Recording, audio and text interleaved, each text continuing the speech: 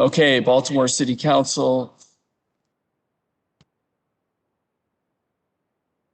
I think you need to take off the audio needs to come through the headphones, not the, yeah.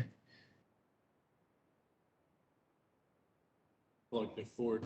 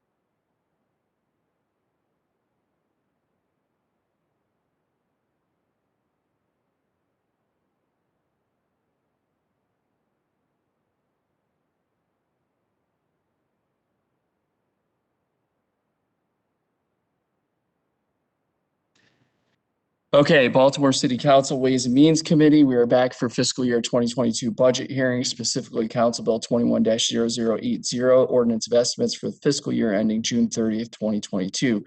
I'm Eric Costello, Councilman for the 11th District Chair of the committee. I'm joined in chambers by Vice Chair of the committee for the afternoon, Councilman Isaac Gitzy Schleifer from the 5th District, member of the committee. Also joined virtually by Councilman Ryan Dorsey, 3rd District, member of the committee, Councilman Mark Conway, 4th District, Council Vice President Sharon Middleton, 6th District, member of the committee.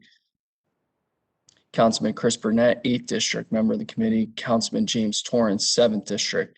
On behalf of Mayor Brandon Scott, we have Natasha Meehue and Nina Themlis. On behalf of Council President Nick Mosby, we have Matt Stegman and Nikki Thompson. Marguerite Curran is staff to the committee. We are here for the sheriff. Sheriff is going to go from 4:30 until 5:30 p.m. At 5:30 p.m., we have a dinner break. The police department, which is our last agency hearing, is scheduled for 6 p.m. That is likely not to start until about 6:30 p.m. So right now we're going to stay tentative at 6 p.m. And we'll put out, we'll have someone come on at 6 p.m. and let everybody know what the status is. In addition, please, that's actually all that I have to note for now.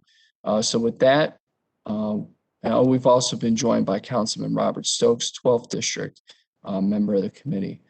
So with that, in chambers, we have Sam Cogan, Assistant Sheriff, and we have Terrell Boston Smith, CFO for the Sheriff, and I believe we have Sheriff John Anderson on the line. So Sam, I'm gonna turn it over to you and your team and to Sheriff Anderson, and we'll go from there.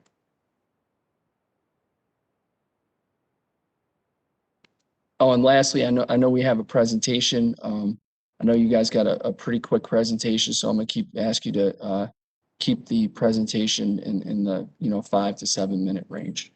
Take it away, gentlemen.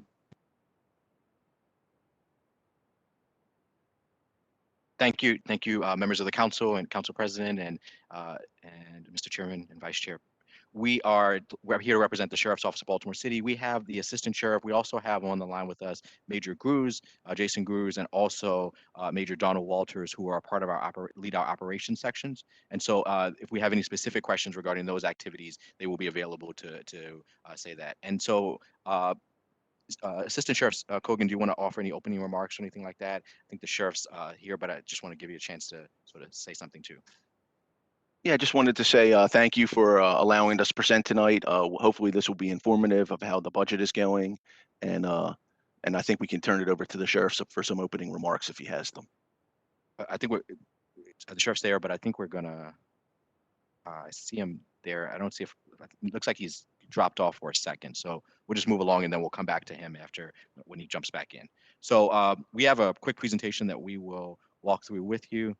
This is our sort of overview of the office. So we're joined with Sheriff Anderson, the Assistant Sheriff, and the majors who are responsible for operations, Donald Walters and Jason Gruz. And I'm Terrell Boston Smith.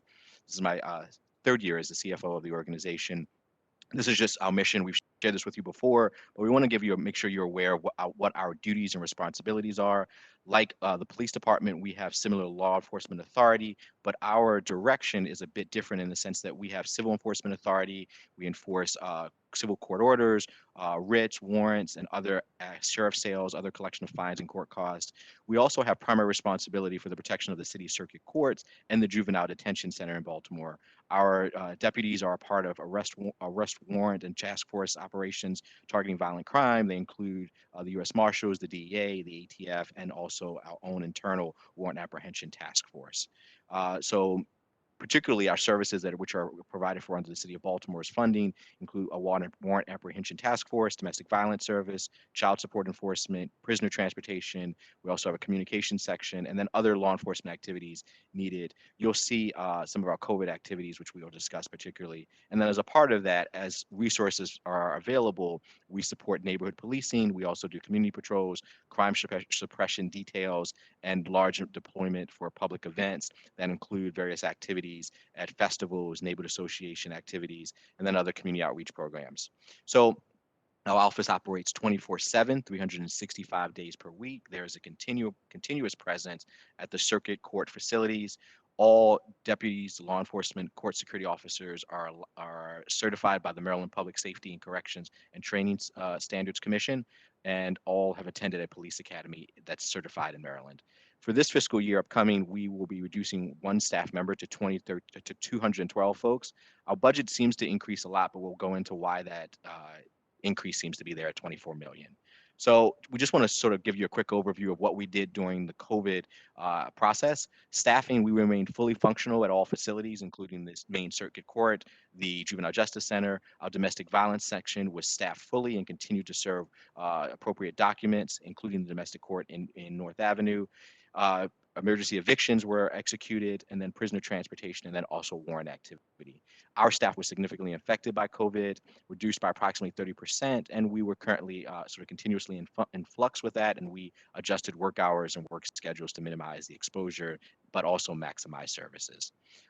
During that time, sort of as a part of our service management, we took on some increased responsibility for interim protective orders. We made sure courts remained safe, continue to do other activities, including court child support matters, and also staffed various COVID-19 sites throughout the city and initiated security deployments at various shopping centers to be supportive with public safety activities.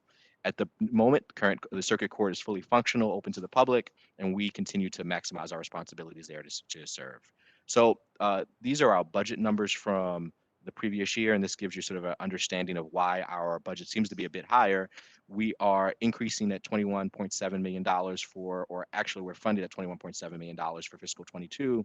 We have a federal reimbursement grant that comes back for our services for child support activities. We also have a grant from the state for increasing our retention and increased recruitment activities.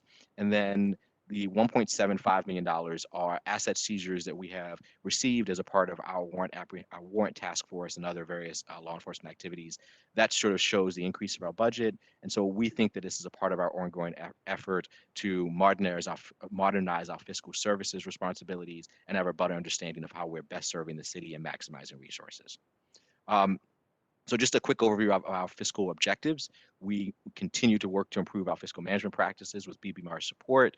But we're particularly thankful of BBMR's director, Bob Seneme, and our budget analyst, Philip Gear. They have been particularly helpful during this process as we work to improve our understanding and increase our practices.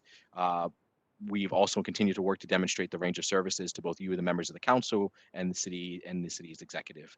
Going into the next fiscal year, we are working to improve our procurement practices, also continue to support the circuit and district courts as they resume full public service.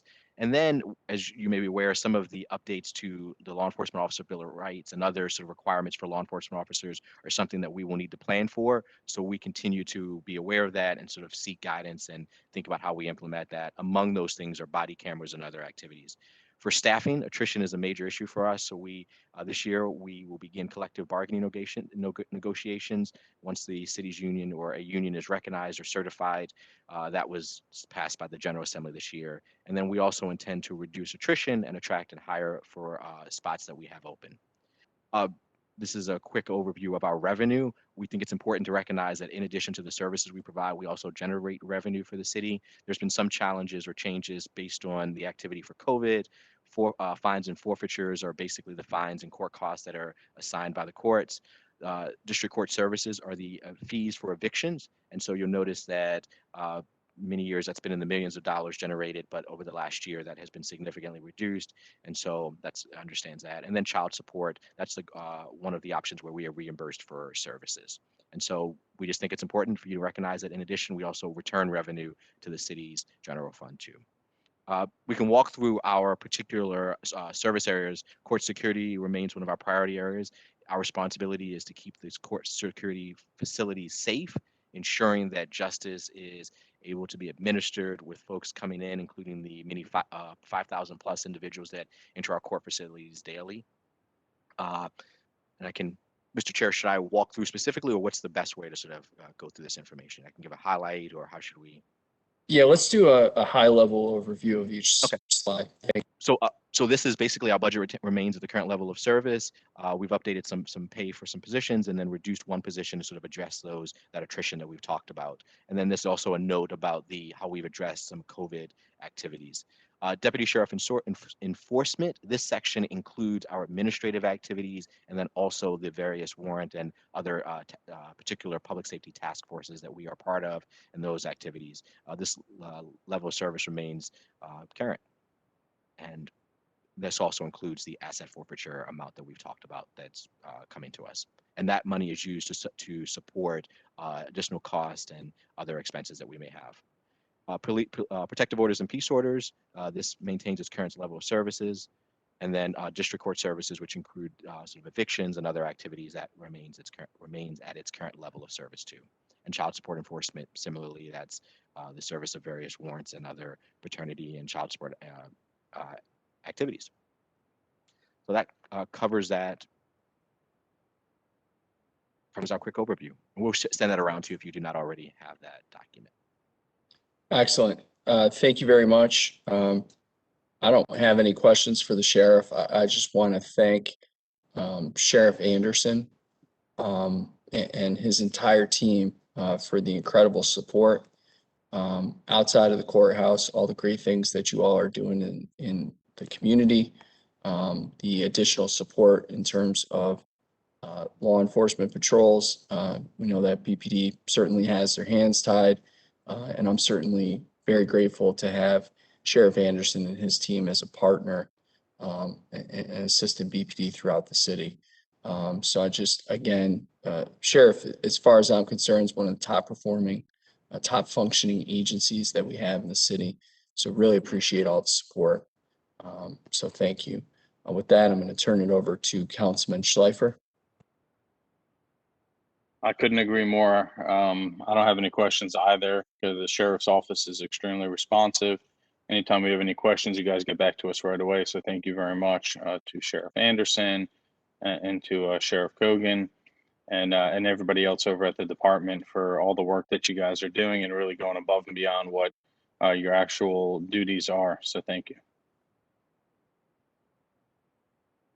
Thank you. Council Vice President Middleton. I feel the same way. The sheriff's office has been very responsive. You're always there when the police department needs added people for certain things like sex trafficking in areas that we have. You know that one of my main areas is Garrison Boulevard. You work that area when added help is needed. You do added things during the summer and give out school supplies, and you're just you have a presence in the city, and we appreciate that and appreciate your partnerships. And that's it for me. Yeah, and I'm remiss for not mentioning Chief Deputy Martin, who's been incredibly responsive, a great partner, Major Walters, who's been incredibly helpful, and of course, Assistant Sheriff Sam Kogan, who's been phenomenal. Councilman Dorsey. Thank you, Mr. Chair. Likewise, I have nothing really much to add. If there's one person I know I can always rely on, it's Sam Cogan, and he's just a great point person for the whole sheriff's office. And I know that when I pick up, the phone, so will he. Anything that's within the purview of the sheriff's office, and even stuff that doesn't necessarily lie within their primary realm, I can always count on them for assistance. And I'm just deeply appreciative and echo everything that my colleagues have said. One thing I just hope that maybe you could talk about for a second. Maybe you said something about this and I missed it, but it can be very expensive for people to have events that have to be permitted in the city when it comes to getting a public safety plan approved as part of that permitting process. The sheriff's office is able to provide assistance at a much more affordable cost than the police department. I wonder if you could talk about that. We are able to provide it at a discount, if you will, or at a more affordable rate. Sam, do you want to sort of talk about that? And we also have Major Walters, who covers operations, and Major Gruz, if there are more specific questions that you'd like to discuss or question about it. Right. So one of the things that Sheriff Anderson has been good with is making sure that we're available for community events to try to help and assist within the community. Our salaries at this point are lower than the police department. That's why the reimbursement is lower. I know you said wonderful things about us, Councilman Dorsey, but like with the collective bargaining, we hope that the rate will go up just a little bit, just so our salaries are commensurate. And I think that disparity is also impacting our ability to recruit. So as we're able to recruit more people, we may be able to do more things, but we have to make sure that we focus on our primary things. But also I know that the sheriff has been very good and his staff has been good about trying to reach out and do community-oriented events, especially like small baseball league type things or a parade that wouldn't be able to afford that. We've sort of stepped in and be able to handle that, but that's in partnership with the police department as well. And Sheriff Anderson, if you want to say anything about that, but the sheriff's online. I don't think he does, but and that's an important function as we think about management. We try to make sure we incorporate that so folks are available to assist with community associations and other sort of public events. We also, as we know, that's why we think it was important to make sure we highlighted how we adjusted our service. So although some of our court security folks weren't able to maintain court security activities, we made those adjustments to move to COVID sites and other public spaces to assist with public safety activity. I appreciate y'all. Get what you do, and then I'll stop saying such great things about you. Thanks so much, and I appreciate it. We appreciate it, Councilman. Thank you, Councilman Torrance.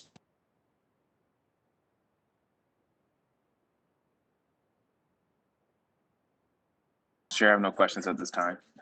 Thank you, Councilman Stokes. Thank you, Mr. Chair.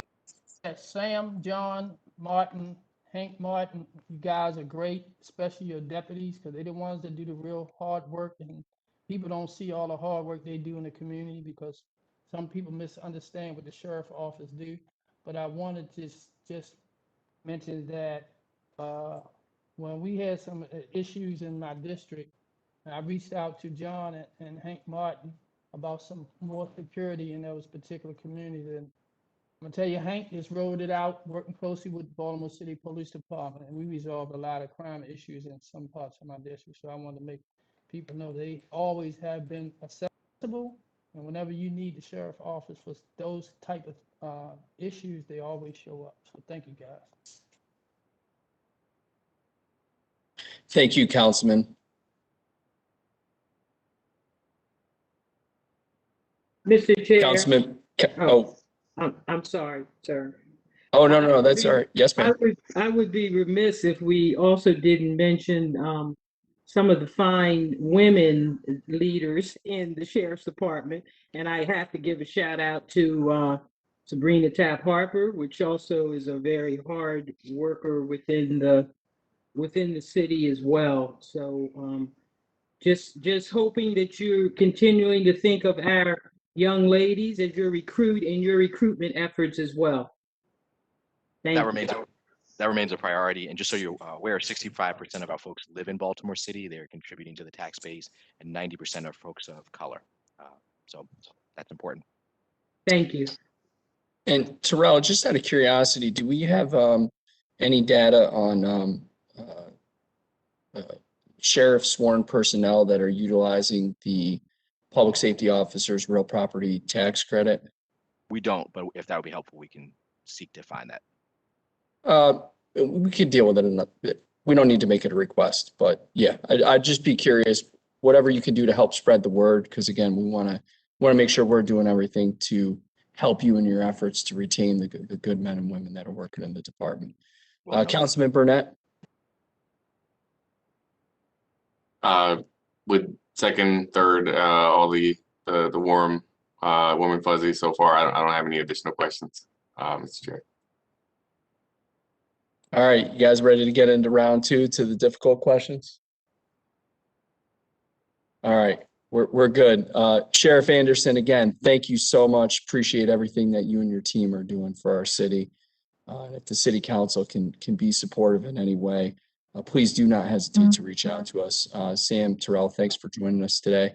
Hope you guys have a great day, and we are now in recess until, oh yeah, Mr. Sheriff, yes sir, the floor is yours. Oh, I was having some technical difficulty on my end, right? But in the interest of time, I'd just like to thank you and the council members for inviting us in, and so we could give an overview of how we're using the city's money. But again, we're always there for any assistance that we can give to you and all the council members, and also the fine citizens of Baltimore City. So with that, I'd like to commend my staff for actually putting the presentation together, and also commend them for the work they do each and every day, because their hearts are really in to really serving the citizens of Baltimore City. So with that, I thank you again for the invitation. Thank you, Sheriff. So we have we were scheduled to go till 5:30. We have a dinner break from 5:30 to 6. Police department was scheduled to begin at 6. That could get pushed to as late as 6:30. I think right now that is less likely to happen, but we'll see where things go over the next hour or two. We will either way have someone come on at 6 p.m. sharp to let folks know what the status of or when we're going to start the police hearing. So with that, we are now in recess. Thank you. Thank you.